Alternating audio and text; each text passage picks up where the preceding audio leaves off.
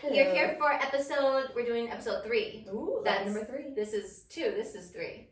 If I knew my numbers, then we'd be off to a good start. And our drink for this episode is a spicy raspberry margarita. And she's got an awkwardly long straw because I didn't have straws, I was a little ill-prepared. Cheers. Thank you. And I don't do tequila, but I actually like this drink. I'm already hot, but it's cool. I like the fruity with spicy. Yes. Yeah, she had recommended doing watermelon, and I was walking to the store, and I didn't want to lug the watermelon home. It was already a workout enough because it was sweltering. That's fair. That's fair. Yes. Raspberries. We did raspberries. Raspberries, jalapeno, casadores. It's good. Beautiful. It's good. So how are you today? Thank you for coming on. Absolutely. I'm really excited. I'm excited for you to be here. Yeah. How's everything going? What's life like? I mean, life is going. I have new projects in the works I'm not ready to talk about yet. Yes, let's keep it under wraps for right now. For now. But life has been going pretty well. You know, I am finally in a healthy relationship. We love that. Yes. You know, so been with him 6-7 months now. Mm-hmm. It's going really well. Yes, you seem much happy. Not that you were, seeming miserable, but you have a different glow about you now. Yeah. It has been, I mean, it's been a journey. Yes. Because I was dating a bit before I found him. Right. You know, and I wasn't even really looking. I feel like that's when you find your person is, you're not actively I wasn't searching. I wasn't looking for long term. Yeah. I was honestly looking to fill my roster. There That's all I was trying to do in the moment. A girl needs a roster. Sometimes. But then you find that one player that makes you just clear the bench. There you go. Mm-hmm. And then you said it was right before like Thanksgiving-ish? It was right before the holidays hit. So we met online, met on the apps, because meeting people in real life is hard, especially when you're always working. So it was really an interesting beginning because we just, started texting, had plans for a lunch date, and we were chatting back and forth about fun things. And a day or two before the date, I check in, and he says he has to postpone because he's not feeling well, feeling sick. I get it. I think that's a valid reason. So a few days later, I check in on him to see how he's feeling. And he basically tells me that he's sorry, he's depressed, and he doesn't think that I deserve that. And it's just a little, it catches my attention. Yeah. Because I've dealt with depression. I get it. And that's not the time to walk away from someone. Right. So I press a little more. Like, hey, what's going on? Do you need a friend to talk to? Because at that point, I care as a person, not as a romantic interest. Yeah, just to be there for someone, at least as a friend. Yeah, and he opens up about how he just had a longtime friend die. Okay. And that immediately makes me go, I'm here. Because I dealt with a lot of death the couple years before that. Like traumatic deaths from close friends that were, in their 30s, to like an elderly grandmother, to my dog. Yeah. And that's a lot. So I was no stranger to grief. Yeah. So I just started talking to him and, helping him through it, because there's no right way to deal with grief. And just in the process of us chatting back and forth about it, he felt better. He asked to reschedule our date, and that was when he realized there was something special about me. And I only say this because he has said this to me. You're not tooting your own horn.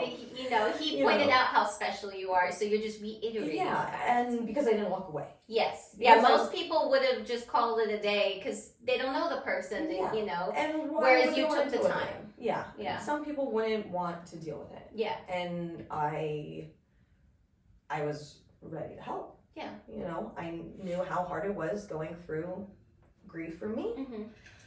So the fact that I didn't run away, really caught his attention. Right. And we go on our lunch date, and it continues into like an evening walk, and continues it's into like a movie. hanging out at my place. It really ended up being like 3 dates in one. And you know, he went home for a day, and then after that we were pretty much inseparable. Nice. You know, he works from home, so he's able to hang out at my place and work. Yeah. And in the process of officially moving in, even though he's practically lived there for the last 5 months. I was gonna say, has he moved in, or is it just kind of like we're hanging out? No, he pretty much lives with me. Okay. And he is in the process of getting rid of his apartment. Nice. So it's we're in the in between phase where he's got to get rid of his place and get all of his stuff to your place. But I mean, we were so connected that him basically living there immediately was perfect for both of us. Because there's just so many things about him that are different than men I usually deal with. Right. That it was just a breath of fresh air. Oh. So I love that for you. Yeah, you know, I've seen you in your past relationship and the ups and downs of that. Not to give him too much attention because he doesn't deserve it. Yeah, well, we'll talk about that later. Yeah, we can definitely we'll touch on that for sure. But yeah, it's I definitely see a change in, you know, your happiness. You seem like you got like an extra pep in your step, and I think that's great. It's not just that it's a relationship; it's that we are consciously building life together. I love that. And that's not something I felt before. Right. You know, and it is special, and it makes me feel like a grown up finally. You're growing up. And he's younger than me. So. Oh, how much younger? 6-7 years. Okay. Yeah. So. I mean, I'm in an age gap relationship, so I just like to be the younger one. It's worked out really well though. That's great. You know, and I think part of it is him being younger, is that he has respect for me that sometimes older men didn't. And I have a respect for him because I just respect people when they deserve it. You know, I'm not an asshole that's not going to respect people for no reason. So it's nice to have that balance. Nice. You know. Good. And then, so you said, so this whole episode was basically, I wanted to talk to her about like dating in Los Angeles because I myself have not done a lot of dating. I've never been on like the apps. I just kind of have not needed them. Also, I'm afraid of them because I watch way too much true crime and I think I might get murdered. Because with my luck, I would go on that one, the very first date, and it would be she lit up the room kind of moment. Oh, yeah, I mean, I definitely have that safety checklist. Of course. And there's even been times where I was on a date and the guy mentioned that he has his safety list too. You know, he has his friends to make sure. We love safety kings. You know, so it should go both ways. Yes. We should always be watching our back, but unfortunately it is a situation that women have to be more careful. We are always on our toes. Even like, you know, me just like going to the grocery store, you know, running an errand, I am always looking around thinking someone could possibly do the worst. Yeah. You never know. Aware of your surroundings. Always be aware of your surroundings. Yeah. I mean, in addition to that, when I walk down the street, I like to walk like the type of person that you don't want to get in a fight with. Right. Yeah, it's fun. You walk it's like fun. with purpose. I walk like, try me. Try me. Yeah, usually people won't walk up to you if you look like you're aware, but if you're buried in your phone, not paying attention, you kind of become the easiest target. Real easy to see. Terrifying. Yeah.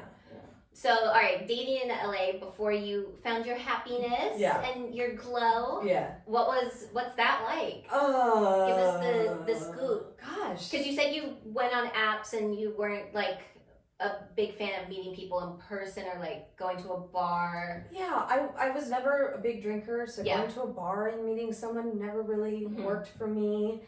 And I don't know, I feel like when you meet someone in person, it's really easy for them to show you who they want to show you. Right. Whereas once things are on paper, And once you really start talking to the person, if you pay attention, you can feel them out. Yeah. There have definitely been times when, you know, texting someone to meet up, and then they just say that one thing that makes me go, "Ooh, I don't trust you anymore." Yeah. You know, and there's so many people out there that if I don't trust someone, there's no reason to continue on. Right. No reason to waste my time. Yeah. Like, with how many people there are in the world, like LA alone. Yeah. Like, you can go on a different date with a different person, like, probably every night for months.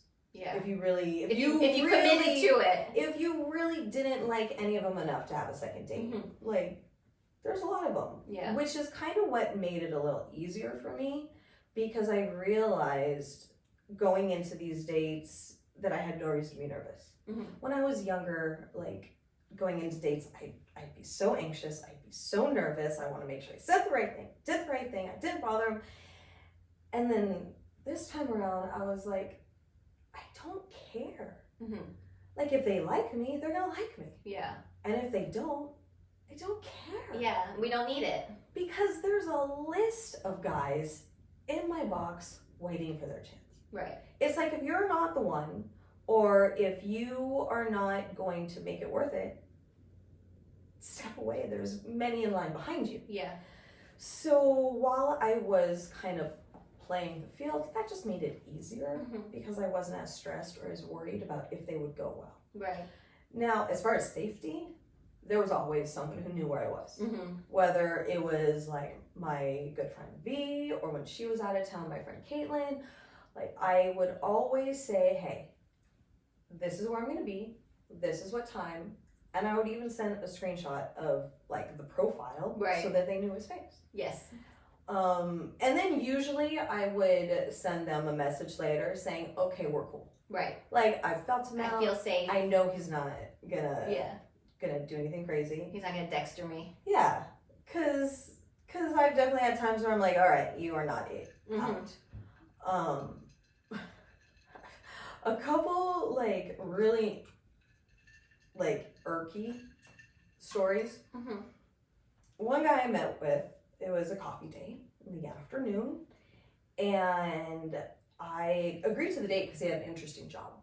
Okay. He was like a sports agent. Oh, right. That is interesting. That's yeah, cool. yeah. That's cool. That's not an everyday person you run into. Yeah, I'm like, sure. I'd like to hear more about that. Yeah. And you're into sports? Yeah. Yeah. I enjoy sports. Yes. I watch football. I am a fan. Like, she loves the Dolphins. We don't hold it against there her. There might be a dolphin tattoo on me. You lift your leg up a little higher, we might be able to see it. There we go. There.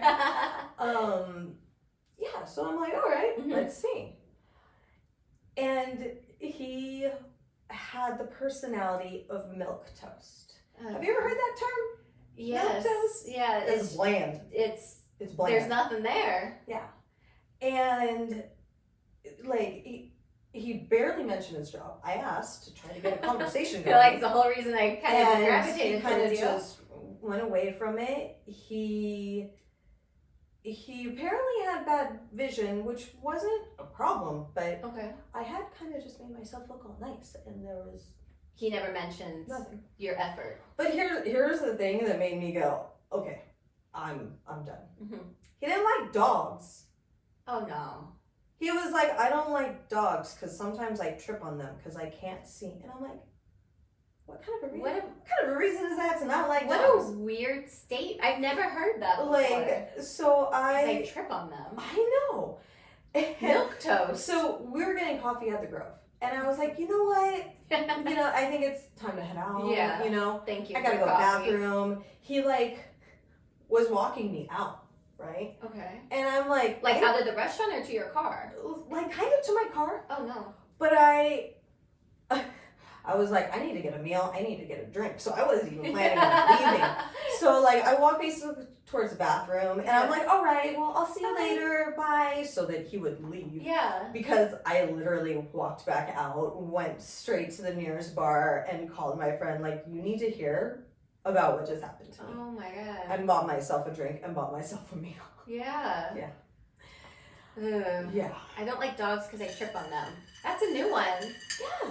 Like, I can understand, okay, if you have allergies, they're not your preference. But people who also say that they just don't like animals or pets, immediate red flag for me. I'm like, what else is wrong with you? Because that's not the only thing. Like, why don't you like animals? You like animals? Who doesn't like animals? There's no good reason to not like animals unless, like, viciously attacked trauma from a young age. Exactly. Yeah, I will respect. You've been attacked by a dog, so they're just not maybe your favorite. But here's the thing: when I was 2, I was attacked by a dog. I still got a scar. I still love dogs. I still got a scar on my face from it. Okay, and that was when I was 2. So also not really a good excuse. No. Not really. Yeah. No. So okay, what would you say has been like your worst first date? Would you say that was, or it's up there? Okay. I mean, it's hard to say because some of them I just let go. Mm-hmm. I just don't hold on to it. Right. But what's funny is that, you know, sometimes I don't like them and sometimes they don't like me. Right. Or they know it's not gonna work. Mm-hmm. There was this one guy. Let's call him John. Okay. Because honestly, I don't remember his name. There we it go. doesn't really matter. Yeah. We were planning on meeting up at like a BJ's or Yard House, and we had a time set, and then he kept pushing it. Like, he was like, I'm running, like, keep pushing it, keep pushing it, keep pushing it. And it got to the point where I'm like, okay, I don't know if he's gonna make it or not, and I'm hungry. So I'm going to the restaurant. Yeah. And I get there. I even tell the host as I walk in, I'm like, hey, I'm meeting someone here for a date. Mm-hmm. Can you? And he's being kind of weird. You check in. Can y'all keep an eye? Yeah. And he was like, oh, we got you. Mm-hmm. And so they put me in a booth, like in a good spot near the kitchen. Right. And, you know, I told the server what was going on too. I'm like, he's late. He's kind of acting weird. Yeah.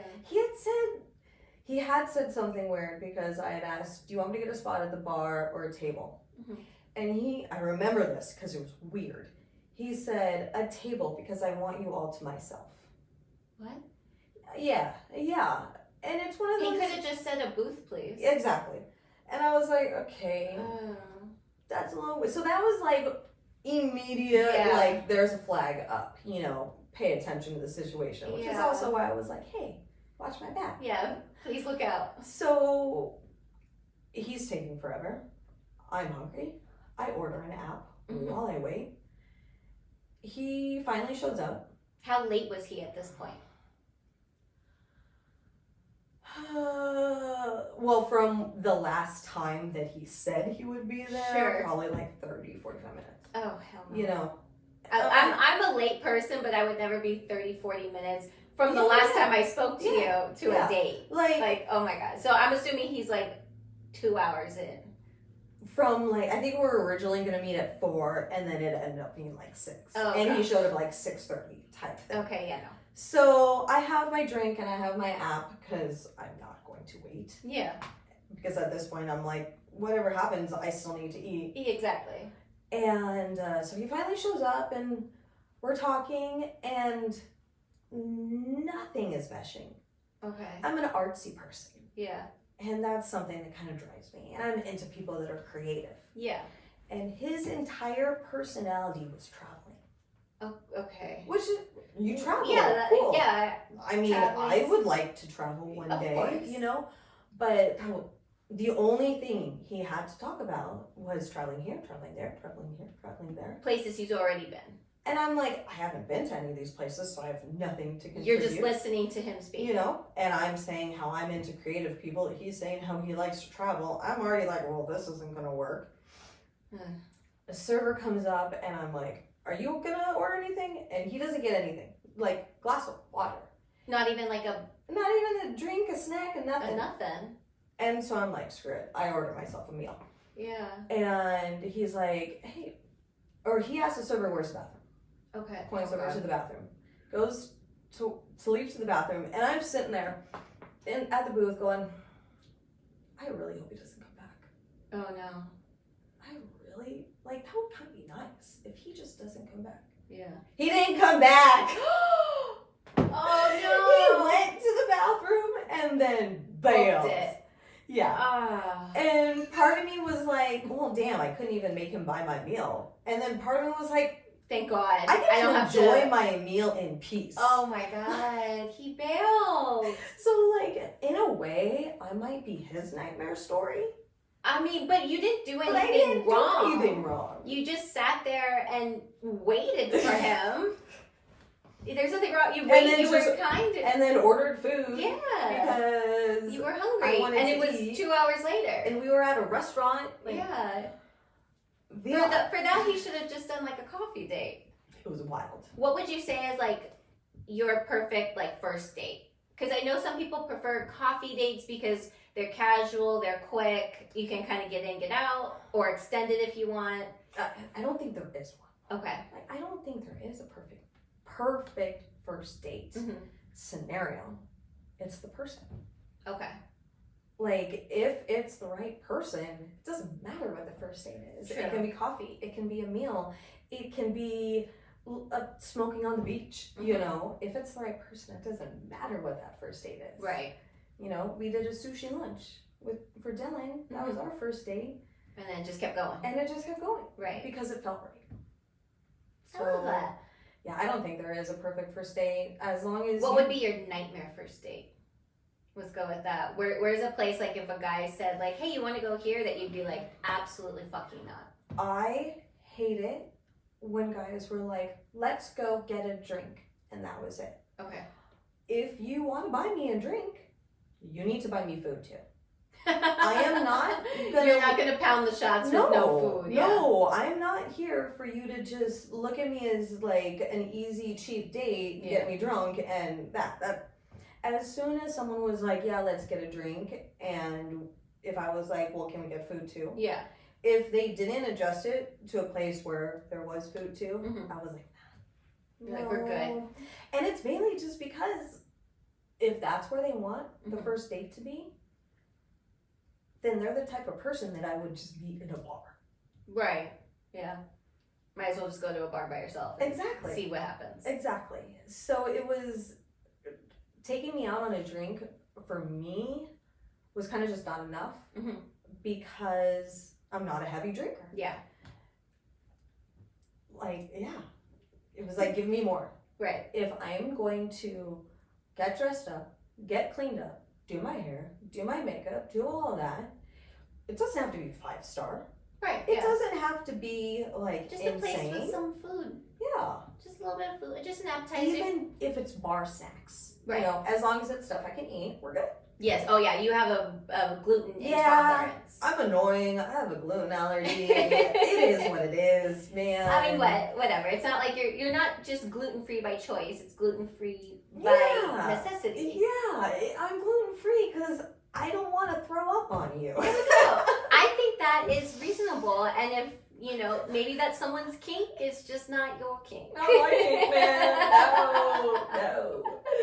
Not your kink at all. What about like meeting someone? Okay, like have you ever met someone in person as opposed to like the dating apps, like where that went well?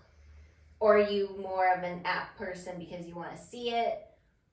I mean, we know you prefer the apps, but like if you were to go meet someone in person, like how would that go? I mean, in the past. In the past, yeah. In the past, I have met people in person. I feel like a lot of times it would be friend of friends. It's like like through someone. Yeah. Or coworkers. Like, that definitely happens even if you don't want it to sometimes, if you don't put up that wall. So if anything, it's people that I'm kind of forced to be around. I'm forced to be around you, so might as well just date you. Yeah, I'm forced to be around you, and now I kind of like you, so okay. And you work in the service restaurant industry, and I feel like that's a pretty big hospitality. Yes, everyone commingles. Yeah, they all date each other. Date each other. Date, sleep. Yeah. I've been pretty good with keeping a bit of a line there. Right. Mainly because I am trying to move up, and you know, if you're a manager, you can't be messing with your subordinate. So I've always kind of, at least the last few years, been really good about keeping. But I mean, I remember, you know, back in the day, that was your hotspot. It was your place of work. Yeah. You would text me and be like, okay, guess what? Okay. So I was talking to this guy, and I'd be like, well, wait, what happened to the other guy? And you're like, oh, he's there too, but I'm talking to this new guy. And I was like, oh, okay. Yeah, it was the auditions for the roster. There we go. You know? Yeah. Sometimes you make it, sometimes you don't. Yeah, exactly. Sometimes you're on it for a while and then you get replaced. Yeah, I mean, that's just, you know, that's sports for you. What can you do? So what would you say about, like, what are your red flags in dating and your green flag? Here, let's do good first. What are your green flags? If you're on a first date, what's a good green flag that you're looking for?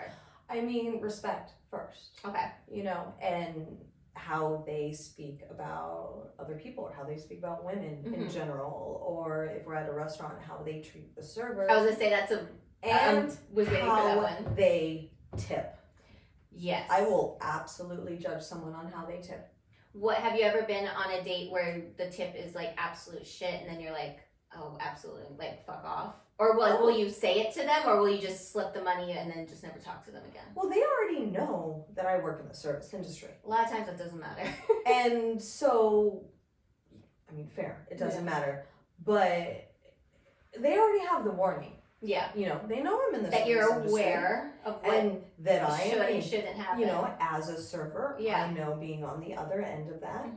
And I've even had conversations where I'm like, oh yeah, I always tip 20%. Yeah. And I mean, that's like the baseline. Yeah. And a person I was talking to at the time was like, oh, 15. I will, if they're really good, I'll tip 20, but base 15. Okay. Which is okay. Right. Like, it's not my favorite, but it's okay. Okay, yeah. You at least do 15% always, as long as you're not like, yeah, I tip 5%. I have had times where I've looked at it and left more money behind. Right. For sure. I've added to the tip. Absolutely. But then, yeah, if it's an ick, and it is a reason for them to not get a second date with me. And maybe it's just a karma thing, because I believe in tipping karma. For sure. And as someone... And you rely on tips. Yeah, as someone who has been in the tipping industry for so long, like, I think it's important to tip well. Yeah, so I always do. Some people might look at my tips and be like, that's unnecessary. And I would be like, it's $20. So when people are really particular about that, it definitely makes me go... You said I am a little bit. Are your priorities in order? Yeah. Where is your heart? Yeah. So that's definitely one of those icks that'll make me like think twice for sure. Okay. Yeah. Any other green flags you got? So what did I say? Respect? Respect, yeah. Respect. I mean, there are green flags that I don't always expect. Okay. That I'm grateful for. Like generosity. Yeah. You know, it's rare for someone to bring me a gift on a first date. Like, are you talking about like flowers or chocolates and maybe like some type of flower? Okay. You know, maybe a flower I prefer over others. Want to say that out loud that way? No? Flowers? Oh, flowers! She's looking for weed, guys. She's looking for Mary Jane to pop up on this date. So I have had one person bring me as a gift. Is it like, the guy you're with right now? It is, of course it is. That's how we got to your heart. It is. And it was one of those things where I was like, hey, this is so sweet. He understands me. Like he didn't have to do that. For sure, yeah. Like, admittedly, I wouldn't think to bring that on a first date for someone. I would think to get it for you for your birthday. Right? But yeah, as a date, yeah. You know, and so it was one of those things that made me go, wow. Oh, Yeah. Okay. It gave him an extra little checkpoint in your book. Just one extra thing. Just one more reason why I love him. All right, so then let's talk about, I think people are more interested in red flags because it's more fun to talk the shit than anything else. Yeah. What would be like a really big red flag for you? I mean, we already talked about someone not liking animals. That would be a red flag animals, for me. If they're like heavy drinkers that get blacked out. I did go on a date with this guy where I was having like one drink and a snack, and he had a couple drinks. Okay. And then we went, food? No, not really. And then he's on his liquid diet. And then we went to another spot, and I think he had a drink, I had a drink, another snack. And we're talking like I do on a date, trying to get to know someone. Yeah. And he's like, wow, I'm usually not this sober by this point in a date. Like, usually me and the girl I'm out with are wasted by now, and we're just drunk. So he doesn't remember a lot of his dates? How does he follow up? Fuck if I know. He doesn't. I guess that's why he keeps going through his dates. It was one of those where I was like, those are the kind of dates you go on? I mean, I guess that's his preference. Like, are you just getting drunk and being a fuckboy? Is he paying for your drinks? Yeah, he was at least paying for the drinks, but it was... Interesting. That's an interesting tactic for a first date. Yeah, and for me it was clear it was not. That's not at all kismet right there. Yeah. So getting wasty on a drunk, or wasty on a drunk. I've had 3 sips, guys. 3 sips. Wasted on a date. Yeah. Is not. I feel like that should be a red flag for most people. And that's the thing is, he didn't even get wasted on our date. He was just he sloppy. No, he was just commenting on how he was surprised that we weren't drinking as much. Wow. Do you think he was saying it to you so you'd be like, all right, shots? Or you think he was just actually genuinely surprised? So at first he was surprised. I know part of it was he was surprised. Because I think he usually dates a different type of girl. Yes. That became clear. And maybe it's just because I'm a little bit older that I'm not that type of girl anymore. I think he was looking for a girl in his 20s who was just like, let's go. Yeah. She's got that sorority frat boy mentality. Yeah, I'm past that. Sorry. Yes. I don't drink tequila straight anymore. You used to. I used to. I used to be really good at it. Yes. No face. Yeah. Stone cold. Yeah. But I don't play like that no more. It loses its sparkle after a while. Yeah. It's not fun anymore. No. And the hangovers are longer. Yeah. And it's like I drink less and I still get a hangover now. So right, yeah. There's no point in pounding them. Yeah. Just to feel even worse. Yeah. Yeah. So yeah, what other, any other relationship or first date? Let's do first date red flags because we have a lot of relationship red flags. Yeah, I think at the end of the day, my biggest red flag is them just being an idiot. Yeah. Like, some people are just idiots. I try to have a reasonable conversation and they don't understand, like, I do not have the highest IQ ever. I do not have master's degrees. Right. Like, there's a lot of education that I don't have. But if you can't even have, like, a half intelligent conversation with me, right? What are we gonna talk about ever? Yeah. And when they talk the entire time. And don't ask you questions about yourself. Yeah, that's probably one of the biggest red flags is when they don't ask you questions. I feel like that's some narcissism stuff's going on. Yeah. So what about relationship red? Like, let's say you've moved on to past the dating. Now you're kind of my non-negotiables. Yeah, non-negotiables relationship. Because I feel like you and I have had somewhat of a similar path as far as our serious relationships. You think you're with your person, and then reality slaps you real hard in the face. Yeah. Well, one of my biggest non-negotiables has always been I won't date someone with kids, and that's not against kids. Right. I just am not going to be someone's stepmother, and I also don't want to partially jump into a kid's life. And I don't plan on having kids. Yeah, she's child free by choice. By choice. She's had that mentality forever. Yeah, and some people may call it selfish, which is fine because it's my life and I'm allowed to be a little selfish. Not a little. You're allowed to be selfish. You're allowed. It's your life, your time, your fate and destiny. So you're choosing to live child free. And I mean, I was born into a situation that just simply wasn't ready for me.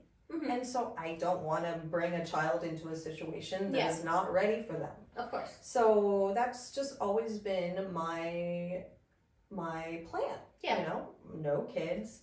I would love to find someone who loves me more than anyone else on the planet, and I can love them more than anyone else on the planet. And if I meet someone and they already have kids, they will always love them more than me, which is okay.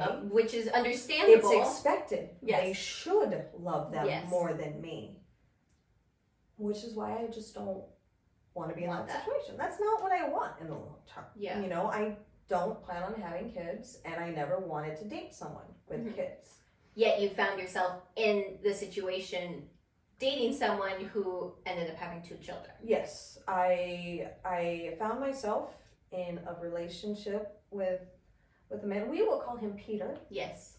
And I got very emotionally invested and emotionally close to him very quickly, and we shared a bond, and it took a few months before I found out that he had kids. And at that point, I'm already so emotionally invested. I care about him. I love him. I'm like, I want to make it work. Yeah, you're willing to look past the non-negotiable. The non-negotiable, you know, the fact that, there was a lot of things that he needed to take care of. Yes. You know, a lot of things that he was lying to me about, the kids, the wife, you know. But love makes you dumb sometimes. Yes, unfortunately. and even though those non-negotiables were there, I stuck around and I tried. Because you thought it would just get better. Yeah. Or you thought it would, change I thought that we were just so good together that it was okay. That you overlook those all of the bad that is. Because overall it still felt good. Of course. You know, in the beginning, it still felt good. And then years went on, and I just started to understand more of how he was as a person. Yeah. And to lie about your where you are in your relationship and whether or not you were married or possibly still married, or the fact that you have kids, I feel like that already right then and there you're starting off on such a bad foot that it becomes like, what else are you capable of lying about? Because that's that's your entire life. Yeah. That's how you spend your day, Yeah. What else are you capable of lying about? It was one of those things where no matter what I did, no matter how much I trusted him, no matter where the relationship went, it was always built on a foundation of lies. Yes. Yeah. And they weren't my lies. Right. So there was always a layer of mistrust, whether we acknowledged it or not. Yeah. And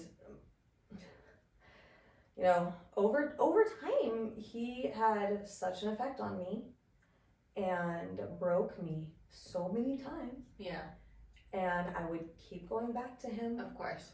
Because I loved him and it was comfortable. And I would rather be with him than alone in scary Los Angeles by myself with little friends. Because I had few friends, and part of it was because of him. Yeah, it was the isolation. It was the isolation that you don't realize is happening. Yeah, you don't realize that you're by yourself until you look around and you're like, oh my God, wait, hold on. When you realize that every spare moment goes to that person no matter what. Yeah. And it's certain things he did, I didn't even realize how bad they were until years later. Of course. Like, looking back. Like, I would pick up a shift at work because I need to work. I need to pay my bills. Of course. He wasn't paying my bills. And he would be like, are we supposed to hang out? Okay. Like, weren't we supposed to spend time together? Mm-hmm. Well, I'm okay if you have to work. Like he made it you were guilt. neglecting him. Yeah, I was neglecting him. It was making me feel bad. Yeah. When I was just trying to take care of myself. Yeah. Like, the gaslighting, the lies, the manipulation. And then when I realized that he just, like, sure, he loved me, but he loved the part of me that he believed was real. Right. He didn't want to know anything about me. Yeah. He wanted you to fit his narrative. And he wanted me to sit there and listen to him. Mm-hmm. He didn't ask me questions. We didn't have conversations back and forth. We would spend hours with him talking at me. Right. Yeah. And about stuff that he had already said 100 times. Was it like a lecture? It was just his internal vents. Whether it was about the past ex or economy or real estate or politics, whatever it was that he was bitching about in the moment. Right. You know? But you had to sit there and listen to him and his thoughts as opposed to him Asking having a conversation with you about your thoughts and feelings. Asking my opinion. There was definitely a point in time when I realized that he just stopped asking me anything. Mm-hmm. Do you feel like at the beginning he kind of like love bombed you? Probably. Yeah. Probably. There was gifts, there was money, there was, yeah. I'll take care of you. I'll take care of you, take you on this trip. Yep. Yeah. Yeah, at the time I didn't realize it, but yeah, I definitely think he did. Yeah. As a way to control me. Yeah. Because he was 10 years older than me. Right. And, you know, more of an established person. Mm-hmm. So, financially, not mentally. Financially, career, you know, whatever. Grown up wise, quote unquote. Yeah. Yeah. And so it did feel like someone who could take care of me. Right. And who wouldn't hurt me. Yeah. How wrong was I? Like, I feel like, you know, back when like you and I first started becoming friends, I was in this really toxic relationship that, you know, at the time, like when I first started, that's why I asked about the love bombing. When we first started going out, you know, he was older than me. I think he was 7 or 8 years older than me. And I was just like, oh wow, I'm so lucky. He loves me so much. Like, how lucky am I? Now, you know, me now, however many years later, I think I met him when I was 19. Yeah. He became really stuck in this horrible toxic relationship. Yeah. And he love bombed me and I was like, oh wow, like I'm so lucky, I'm so loved. And then, you know, reality set in, and by that time, and I was also, you know, like 20, 21, realizing who he really was, and then I felt stuck. Yeah. Well, and these narcissists, they find ways to tell you the things that you really want to hear that no one has said. Yes. You know, I can't imagine my life without you. Yeah. I will always be with you. The whatever. I can't live without you. Yeah. It's wild because I started therapy while I was still with that ex. Mm-hmm. And when he was gone from my life and the progress that I made getting him out of my life, like even my therapist could see. Yeah. She was like, getting rid of him was so good for you. Did she have any advice for you while you were still with him? Like, was she trying to maybe like nudge you to be like, to step away from the relationship? Yes, without being too much. Right, because straight up telling you because she knew I wanted to get away. She knew I was having issues with it too, and really she was helping me with the tools that I needed to deal with him, to know how to get away. Yeah. You know, I wouldn't have been able to get away without the tools that I had learned from my therapist. Yeah. You know, the staying centered, staying grounded, you know, knowing that what someone else is saying might not actually be about you, knowing about the projection, you know, just being more aware. Yeah. You know, to where when we finally cut ties, it was very easy for me. Yeah. You didn't feel dependent anymore. Yeah. It was him running his mouth and me going, blocked. Yeah, I don't need this anymore. Yeah. Yeah. Yeah. Oh, jeez. Yeah. And going completely no contact with him was like the best. I think that's what you have to, like with those type of people, you have to not give them any other access to you. It needs to fully be block your number, block you on socials. Yeah. You don't have access to my life anymore. Because you don't, no, number one, you don't deserve it. And number two, I deserve peace. Yeah. Because otherwise they will find a way. Always. Yeah. Always. I remember like even, living in the place that him and I had shared together, I was like always worried he was going to pop up because he knows where I live. Yeah. Even though, he didn't have access to calling me anymore, emailing me even, because believe me, I had emails from him. And it was, until like when I moved out of that place, I was like, okay, like for real, like there is like no way he can get a hold of me. I remember that. Yeah. I was very happy for you. Yes. Yeah. I mean, I felt that too. Yeah. I felt that you just felt safer. Yes. Yeah. That was a really horrible relationship, and I don't really talk about it very much actually now that I think about it.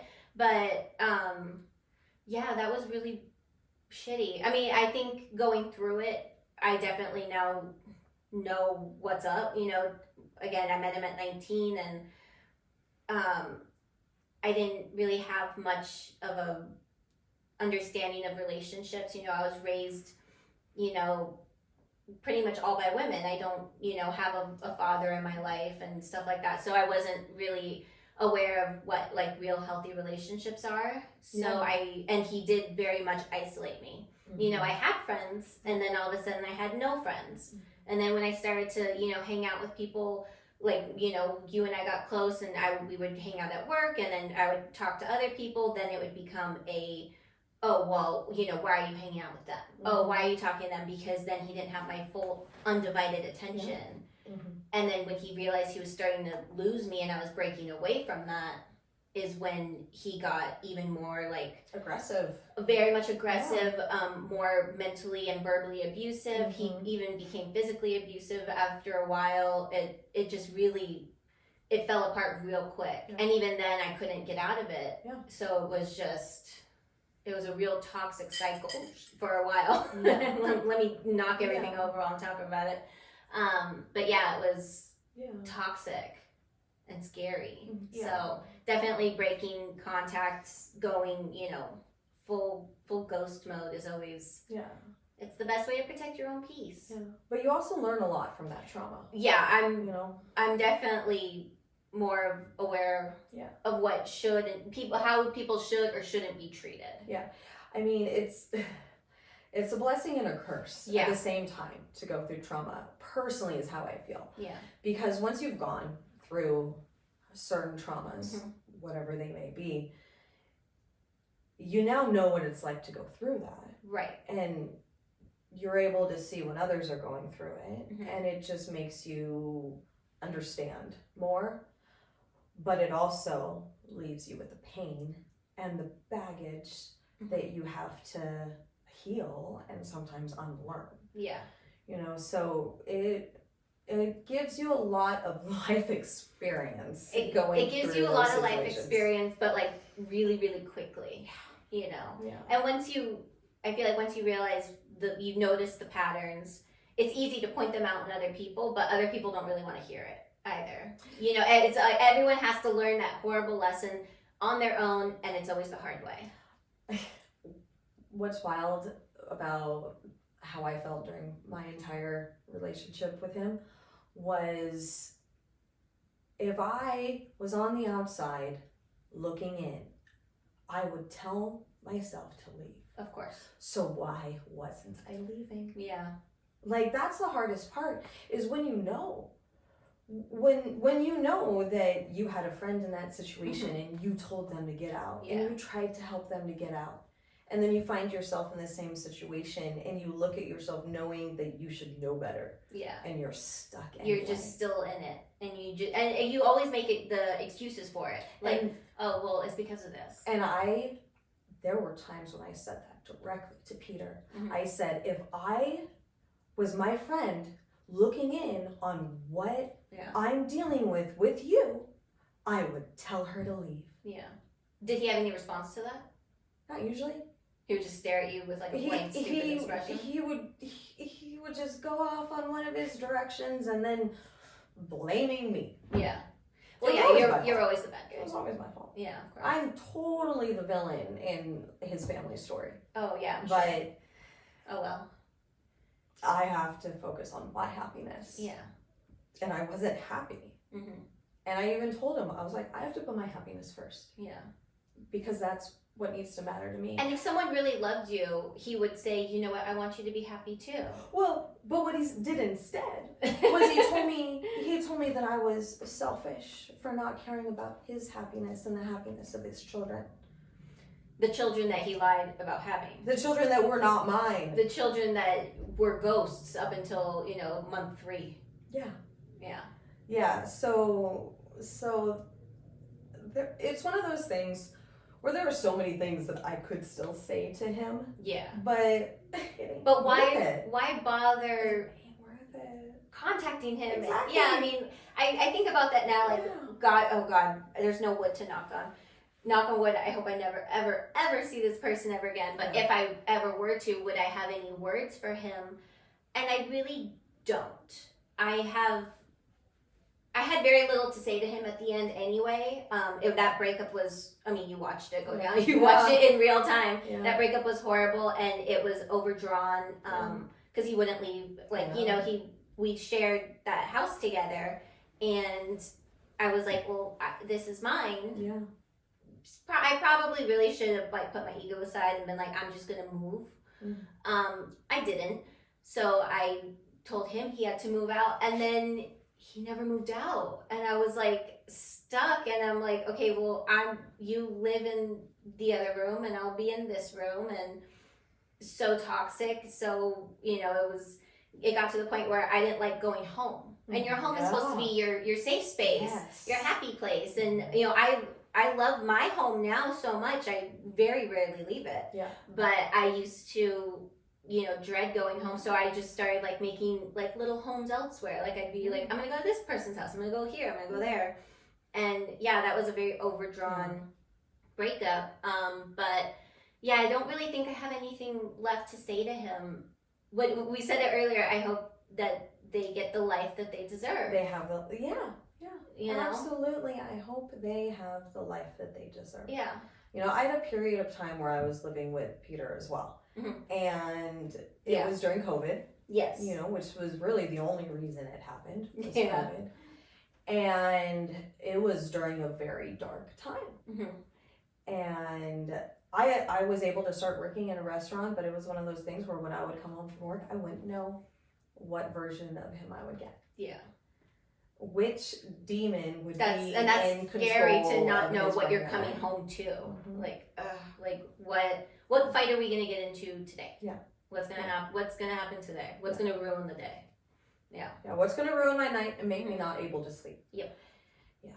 So there was a lot, and I don't think I have anything to actually say to him. Mm-hmm. I think if he was to come at me and say anything, the only thing I would have to say is you built a relationship on a foundation of lies. Yeah. Anything he's trying to blame for me after that, right. You put me in a situation I didn't ask for. Yeah, that you specifically were avoiding. Yeah. Yeah. Yeah. So, good riddance. Adios. Bye-bye. Deuces. Toodaloo. Yeah. Well, let's cheers to being... Oh, no, it's drippy. Let's cheers to being out of toxic, horrible relationships. Out of toxic relationships and in healthy ones. Yes. Yeah, we should talk about our healthy relationships, huh? Mm-hmm. Yeah. Okay, so you said you met Dylan on Bumble. Yeah. And your first date turned into 3 days. Yes. So what's been going on since then?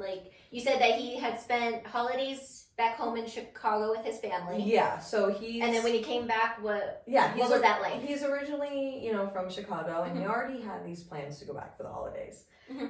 Which was really funny and cute, because when we did get together, he was like, I wish I hadn't made these plans. I want to stay with you. And I wanted him to stay too. Of course. But when it's a new relationship, you just want to soak up all the time together and everything's, unicorns and rainbows. Yeah, and it's great. Yeah. And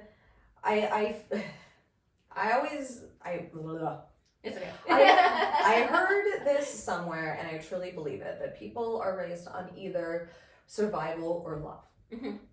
And in all honesty, some of the ones that are raised on love are also raised on a little bit of delusion. And those that are raised on survival know how hard things can be. Yeah. And Dylan and I were both raised on survival. Yeah. And so we understand each other just like on a deeper level. Right.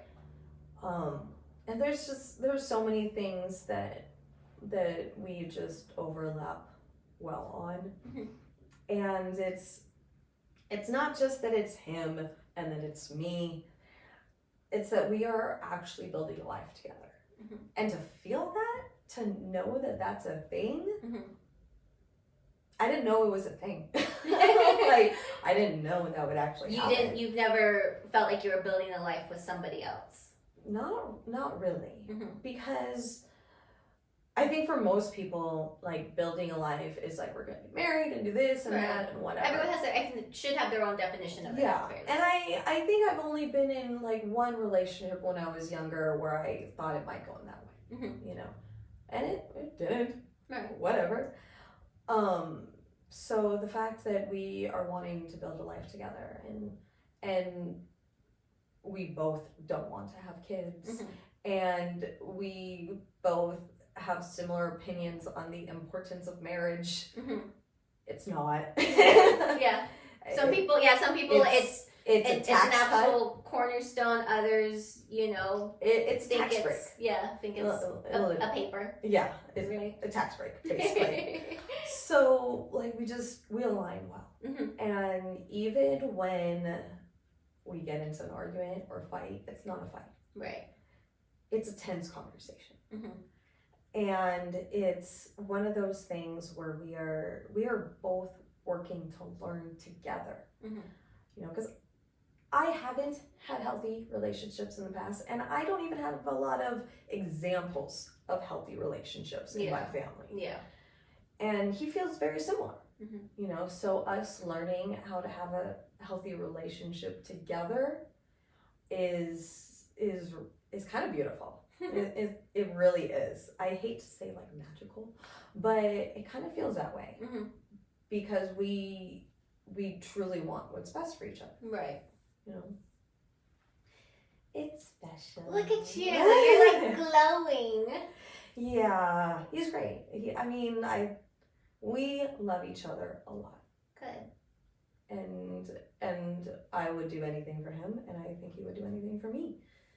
It's feeling that level, that truly honest level of commitment. I didn't know I'd find that. Yeah. Well, good. And you found it on Bumble. We're not sponsored by Bumble, but Bumble, if you want to sponsor us. I've been on a lot of them. Okay. Yeah. Okay. Yeah. What would be your favorite? Not the success rate of it, because obviously Bumble's your success story. Well, Bumble was my favorite. Was that your favorite? Yeah. It definitely became my favorite. Like, back in the day, I remember Plenty of Fish. I remember there being a couple others at the time, and then right now, like, obviously Tinder was big. Is Tinder? Because again, I've never done online dating or the dating apps, but like, is Tinder? Tinder it's is just for a hookup. hookups. Yeah, period. like Tinder you're just trying to. Absolutely, Tinder's not usually for. Now it happens every now and then. Not to football story, but Kylie Kelsey and Jason Kelsey met on Tinder. They met on Tinder. Yeah. So, and obviously that worked out 4 kids later. Right? But that one I didn't find quality there. Did you find fun? Eh. None something to write home about. Not quality. Didn't make the roster for any period of time. So it was quantity, not quality. Yeah. And so I think a lot of the ones on Tinder I didn't even meet up with. Oh, okay. Because they didn't even pass Okay. that part. And I know Bumble for a while was very strict on the women having to message first. Oh, okay. Which is part of why I liked it. Right. Because then I wouldn't get filled with just 20 messages of different guys saying, hey. Instead, I was the person sending a message saying, hey. Yes. Like, literally, that's what I would send. Yeah. I would include their name, but I'd be like, hey, John. Hey, Kyle. Like, hey, Mark. Yeah. Like, and let them respond. But it at least gave me the ability to narrow it down a little. Right. And not have so much trash. Yeah. So then what made Bumble like your favorite then? Out of all of them? I mean, the fact that they wanted, when you matched with someone, the woman had to initiate the conversation.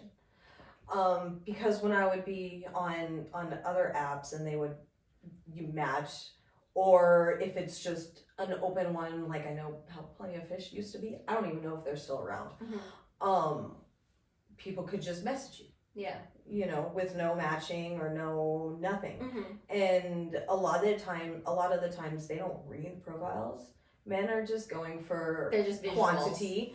Like, we all know, and guys are honest about it. They just go swipe, swipe, swipe, swipe, swipe, swipe, swipe, swipe, swipe, and they wait for one of the girls to match. Right.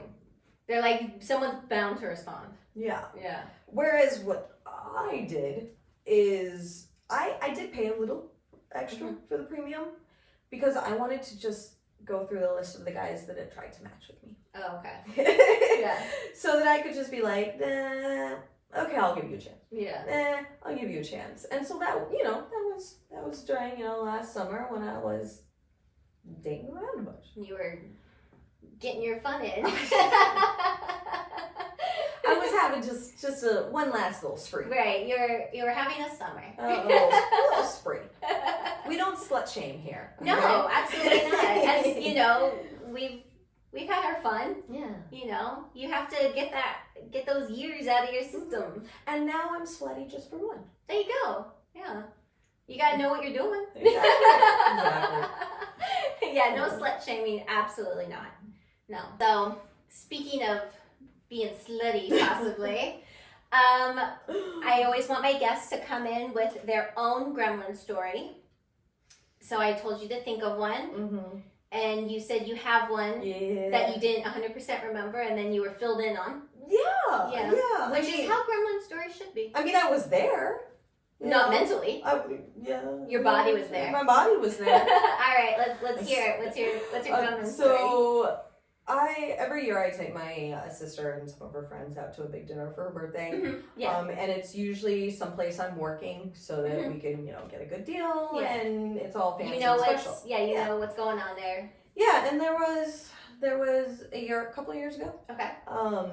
It was also when I was also just drinking heavily. That's when I was in my drinking tequila straight phase a lot. Yeah. You gotta go through it. Yeah. And so we were at dinner, and my good friend V was our server, and she was my roommate too. Yes. And she wasn't really able to keep track of my drinks very well because I kept going to the bartender. Oh no. And just saying, tequila. So no one realized how much I had drank. Of course. So, as we're getting ready to leave, even when I'm blacked out, I had my plan. I was going home with V. She was taking me home. I was going to wait outside while she went and got the car because I wasn't going to walk in my heels. I had the plan. We go to leave, and blackout me decides that I want to walk to the car. Even though sober you said... Knew I wasn't going to want to. Yeah, you decided you want to go on an adventure. Yeah, in those heels, apparently. So on an adventure we go. I have a V on one side and sweet little Elijah on the other, holding me up. So they carry me, walk me back to the car. And do you have noodle legs? Probably. I honestly don't remember. Probably. probably though. So we get in the car, V's taking me home, and I get a little chatty. But no one knows what language I was getting chatty in. Gibberish? I'm speaking in tongues, maybe. No one knows what language I was speaking in, but it was foreign of some kind. Yeah. So finally V gets me home, and we know that I'm a puker. Yeah. It is what it is. When I'm drunk, I'm a puker. Yeah. So she tries to get me to sleep in the bathroom, which is something I would totally do, knowing how drunk I was and knowing how much I was gonna throw up. Oh no. But I was like, no, I'm good. I want to sleep in my bed. Worst idea I had. So going to sleep in my bed, and I wake up and vomit everywhere. On the bed, over the side of the bed, on my pillows. Like, I'm lucky to be alive. Yeah, you could have aspirated. Absolutely. On your own vomit. Like, it's not the first time that I've drunkly vomited in my sleep. So I'm lucky to be a side sleeper. Oh God, yeah. So yeah. That, and then, waking up, I'm hungover for 2 days. So you can't even clean it up. Dude, you can't fix it. I couldn't even go into that room. I was sleeping in the other room with V for a couple days because she was my roommate at the time. It was bad. So finally I'm over the hangover. I work on cleaning it up. I have to pull the bed away from the wall. I have one of the chairs sitting up pillows that just cannot be saved. That gets thrown away. And I'm cleaning it, and I'm thinking to myself, why do people have kids? Because I had to clean that up. There was no one that was going to clean it up for me. I couldn't even pay someone to clean it up. Which made me think of my mom cleaning up my vomit as a kid. Right. And I'm just I could never have kids. Yeah. Because I could barely handle cleaning that up after myself. Yeah, it was your own. To clean someone else's? Oh no. I was I think I called my mom right after, and I was like, you're a saint. Sorry. How did you do it? I'm sorry. I think we need to give your mom some flowers. Oh yeah. At least a hug. Oh yeah, absolutely. Yeah, because she did the Lord's work taking care of. She had too. And I was always a puker. You've always been. I've always been a puker. I definitely remember some childhood puke situations that I'm I don't know how my mom did it. And what if it's genetic and you had a kid like that? That's why I'm not having kids. Yeah, I think you chose correct for yourself. Yeah. Did right there. So, your 3-day hangover turned into a spring cleaning. Oh yeah. Under the bed, behind the bed. Dust bunnies were gone. Everything was gone. Everything was gone. Thank God. Yeah. Well, that was an amazing gremlin story. Thanks. We don't always remember them, and they usually have consequences, but that is okay. That's the point of this podcast, to unite all the gremlins together. Yeah. So everyone has at least one gremlin. At least one. Yeah. At least one. And if you don't, you're lying. Liars. All right, well, that's our episode. Tell people where we can find you. Yeah. So right now I'm mainly on Instagram, Miss Jack Ray, which is MissJackRae. And I might be getting into the Twitch world soon. Okay. I've been jumping into my gaming a little more, so potentially. Cool. We'll see about that. Yeah, we'll have to promote it if you get on it. We want to have her back anyway because we were going over episode topics and we were talking about this and that, and there were so many things. I'm like, okay, wait, hold on, let's spread this out into multiple episodes. I got a lot of stories. Yeah, next one will be hospitality horror stories. Yes, she's got a lot. There's just so much. That's a whole episode. That's why we split them up. And then you can find me and the pod at Emily2GremlyPod on Instagram and TikTok. Also, make sure to write in to the podcast, Emily2GremlyPod@gmail.com. Write in your gremlin stories, and you can be featured on the podcast. I have some stories now. Send in more, and then we can just read through them, and it'll be fun. It'll be fun. All right, cheers to the episode. Thank you. And to gremlins. Tequila. Tequila.